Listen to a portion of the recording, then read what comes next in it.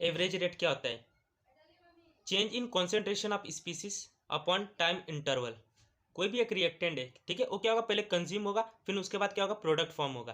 तो अगर हमको इसका एवरेज रेट निकालना है तो कैसे निकालेंगे? तो इसका फॉर्मूला आता है change in concentration of species upon time interval.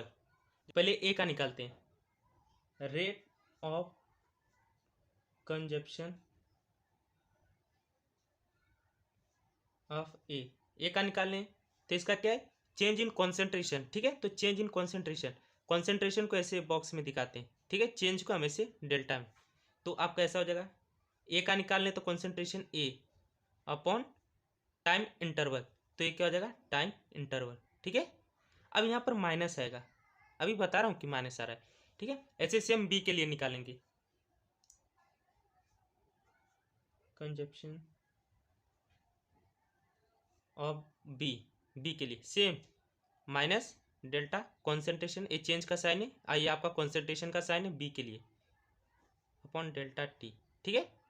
अब देखो, अभी तो हमने रिएक्टेंट का निकालिए, अब प्रोडक्ट साइड का निकालेंगे। तो अब देखो इसका बस थोड़ा सा बदलेगा, रेट ऑफ फॉर्मेशन, इधर फॉर्म हो रहा है ना, तो इसलिए फॉर्मेशन ऑफ सी, जो भी आपका प्रोडक्ट होगा उसको लिखने का।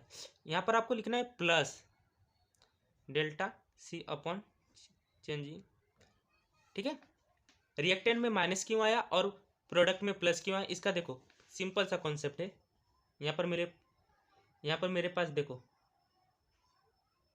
6 मॉलिक्यूल्स हैं इधर, ठीक है, और मैं रिएक्ट कर रहा हूँ किसके साथ, 3 मॉलिक्यूल्स के साथ, और मेरा प्रोडक्ट क्या बनेगा, ठीक है। अभी देखो ये 0 सेकंड पे, कितने सेकंड पे, 0, तो प्रोडक्ट कुछ नहीं होगा। अगर मैं इसको 5 सेकंड लेता हूँ, ठीक है, कोई भी रिएक्टेंट को प्रोडक्ट बनने में टाइम लगता है, ठीक है, तो पता ही आपको। अभी देखो मैं क्या करता हूँ, यहाँ से मॉलिक्यूल्स को कम करता हूँ, ठीक है। यहाँ से कितने किए, 2, यहाँ से मैंने 2 किए, देखो 6 थे तो 4 हुआ, यहाँ पर 3 थे तो 2 हुआ, तो एक और, ठीक है। इसे मैं 5 सेकंड के लिए हुआ, अब 10 सेकंड के लिए देखो, अब कितने मैंने गायब किए, पहले कितने थे, 4, अब यहाँ से और 2 गायब कर दिए, यहाँ से 1, तो पहले यहाँ पर कितने थे, 3 थे, 3 और डाल दो, ठीक है। अब देखो 15 सेकंड के लिए, अब ये पूरा खाली हो जाएगा, सिर्फ हमारे पास प्रोडक्ट बनेगा। टोटल कितने थे रिएक्टेंट, इधर 6 थे और यहाँ पर 3, ठीक है। तो अब यहाँ पर देखो जो रिएक्टेंट है, जैसे जैसे टाइम बढ़ता गया, ये क्या हो रहा है, कम हो रहा है ना, इसके नंबर ऑफ मॉलिक्यूल्स क्या हो रहे हैं, कम हो रहे हैं। लेकिन यहाँ पर अगर आप देखोगे जैसे जैसे टाइम बढ़ा है, यहाँ पर क्या हो रहा है, नंबर ऑफ मॉलिक्यूल्स प्रोडक्ट के बढ़ रहे हैं। तो इसीलिए जब रेट का मतलब होता है ये टाइम, ठीक है। जैसे जैसे यहाँ पर देखो फॉर्मूले में भी मैंने क्या रखा है, चेंजिंग ऑफ टाइम, ठीक है। तो जैसे जैसे टाइम बढ़ रहा है तो यहाँ पर क्या हो रहा है, रेट कम होता रहा है, इसलिए हम यहाँ पर माइनस का साइन लगाते हैं। और यहाँ पर देख रहे हो प्रोडक्ट क्या हो रहा है, इंक्रीज हो रहा है, इसलिए हम यहाँ पर प्लस का साइन लगाते हैं, ठीक है। अगर हमें इसे ग्राफ में रिप्रेजेंट करना रहेगा तो कैसे करेंगे, देखो concentration of reactant and product on different time interval, ठीक है। तो हम कॉन्सेंट्रेशन देखेंगे रिएक्टेंट का और प्रोडक्ट का डिफरेंट टाइम पे, ठीक है। तो अगर मैं अभी देखो मैंने क्या बताया था, 0 पे हमारा कॉन्सेंट्रेशन हाई था, क्या था, हाई था। लेकिन जैसे जैसे टाइम आया 15 सेकंड हमारा 0 हो गया था, ठीक है। कॉन्सेंट्रेशन क्या हुआ था, 0, मतलब ऐसा गया था कुछ, ठीक है। पहले 0 सेकंड पे कितना थे, नंबर ऑफ मॉलिक्यूल्स ज़्यादा थे, जैसे 15 सेकंड में थे कम हो गए थे, पूरा एकदम खत्म हो गया था।